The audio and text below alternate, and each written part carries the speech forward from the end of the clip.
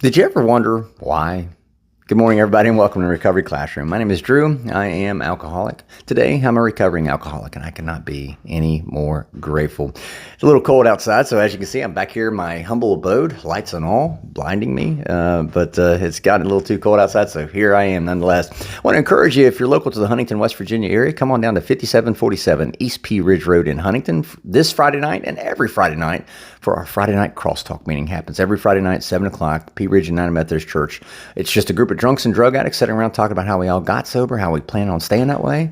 It's not like an AA meeting or an NA meeting. It's unlike any meeting you've ever been to, so I encourage you to come and hang out with us. Also, if you're local to the Huntington area, tonight is week number 2 for the Mo Miracles 12 Steps to Freedom workshop. It's a 6-week course. Tonight's week number 2, every Wednesday night for the next 5 weeks now, between 6 and 8 p.m. I encourage you to come on down and go through that 12 Steps to Freedom workshop. They're very clear. It doesn't replace your step work with your sponsor, but it does give you a lot more insight and information on how to apply those 12 steps found in the Big Book of Alcoholics Anonymous to your own personal life. So I encourage you to come out and check that out. Did you ever wonder why? Did you ever get sober? You're doing good, you're going along your way, and then one day you relapse, and you're like, how the hell did this happen? I was doing great. I thought back to my own personal experience. When I first came into the rooms, not the program, but the rooms back in 2013, and I didn't want this AA crap. I thought it was horse shit. Thought it was a cult. Wanted nothing to do with it. But it made sense to hang out with people who solved their drinking and drugging problems. So there I was. And I spent 4 years and 4 months as a dry drunk. That's what you're going to, if you hear that term dry drunk, that's what that means. They're not working a program. They want nothing to do with it, but they are sober. And so I was a dry drunk for 4 years and 4 months. And I remember during that period, I would at least pop into meetings maybe once every 6 months or something like that. Just come in and listen to some things that were said, and that was enough for me, or so I thought, until August of 2017, whenever I relapsed. And I didn't relapse right away. I took a couple drinks, and I was done for a couple months. But by January 2018, man, I was back on the wagon full time, or I was back off the wagon, I should say, full time. I was drinking every single day, a bottle every single day. And I often asked myself, how the hell did I end up here? I talked to an individual just a couple nights ago that had relapsed, and I was like, what happened? What did you stop doing? And it goes back to a topic I mentioned yesterday or a couple days ago. We get to make a decision, and somewhere along the line, we make the decision to stop doing the things that we were doing.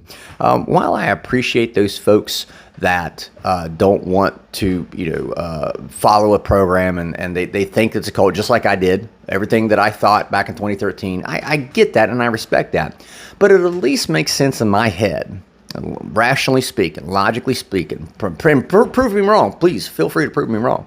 But at least makes sense in my head that if I'm trying to stop drinking and drugging, that I should probably hang out with people who have figured out how to stop drinking and drugging. Right? I mean, and I'm only going to find those people inside of a meeting. And Eric and I were talking about this last night before the crosstalk meeting, and that's one of the common denominators that we hear all the time about with people who relapse is they stop going to meetings. They stop socializing with their network of like-minded individuals.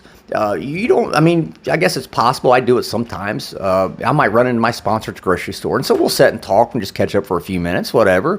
But otherwise, if I see my sponsor and I want to have that good, honest dialogue with my sponsor, it's going to be on the phone, one-on-one, right? Or it's going to be in an actual meeting, and maybe he and I are in a meeting together, and we're able to talk before and after the meeting. The point of it is, whenever we relapse, we relapse long before we ever put that first drink or drug in us. And it usually starts about the time we start disconnecting from those meetings. You hear us talk about myself, Deb, we'll talk about disconnecting. That's what we mean. When you stop going to meetings, when you start making the decision to stop doing the things that you've been doing that's kept you sober. I want to encourage you today, again, I respect the fact if you don't want to work NA or if you don't want to work AA, if you don't want to work a program, buy into the pie in the sky spiritual aspect or higher power thing. I get that.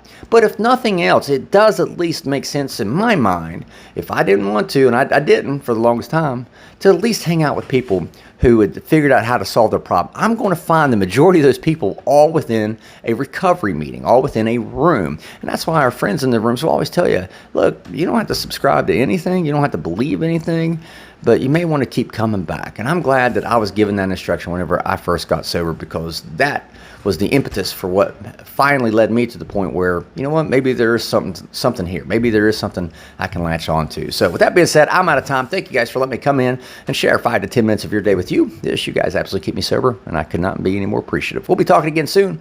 Remember, you can't get drunk if you don't take a first drink.